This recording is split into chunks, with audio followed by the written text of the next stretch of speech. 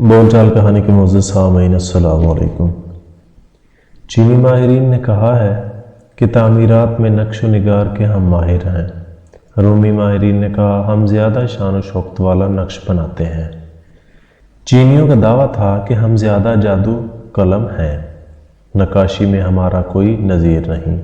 رومی کہنے لگے ہاتھ کی صفائی میں کوئی ہمارا مقابلہ نہیں کر سکتا۔ سلطان وقت نے کہا ہم دونوں کا امتحان کر لیتے ہیں کہ کس کو فن نقاشی میں برتری حاصل ہے، پھر یہ فیصلہ ہو جائے گا کہ دعوے میں کون سچا ہے۔ چینیوں نے کہا بہت بہتر، ہم خوب محنت کریں گے۔ رومیوں نے کہا ہم بھی اپنا کمال دکھانے میں اپنی جان لڑا دیں گے۔ اہل چین نے بادشاہ سے کہا ہمیں ایک دیوار نقش و نگار بنانے کے لیے دی جائے اور اس کو پردے سے مخفی کر دیا جائے تاکہ اہل روم ہماری نقل نہ کر سکیں۔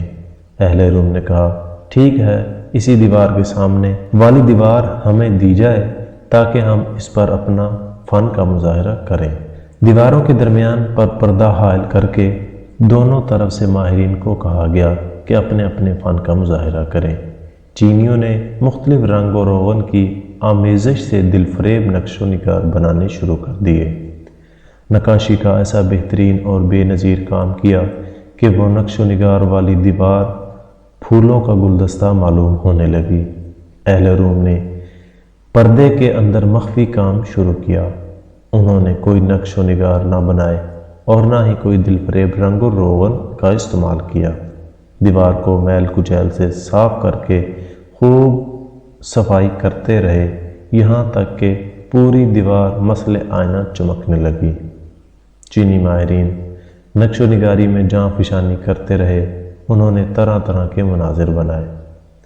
بوقت امتحان اور مقابلہ جب درمیان سے پردہ ہٹایا گیا تو اہل چین کے تمام نقش و نگار کا عکس جب رومیوں کی سیکل شدہ دیوار پر پڑا تو چینیوں کے بنائے ہوئے سحر انگیز مناظر نظر آنے لگے اور خوبصورت نظر آنے لگے۔ بادشاہ آیا اور اس نے پہلے ان نقوش کو دیکھا جو اہل چین نے بنائے تھے۔ بادشاہ ان کے جوہر کو دیکھ کر بہت خوش ہوا، پھر وہ رومیوں کی کاریگری کی طرف متوجہ ہوا۔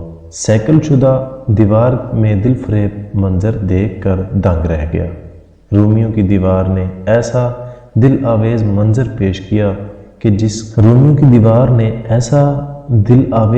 پیش کیا کہ آنکھیں اس کو دیکھ کر سیر نہ ہوتی تھیں۔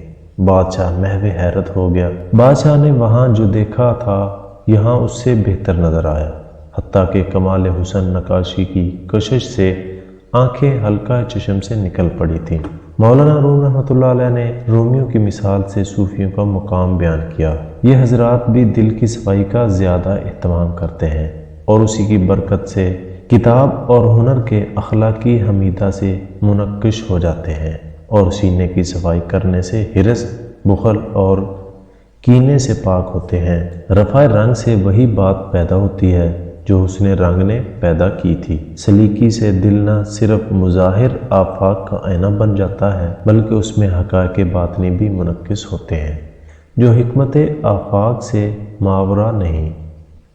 اس لیے کہتے ہیں دل کی صفائی، نیت کا صاف ہونا کامیابی کی ضمانت ہے۔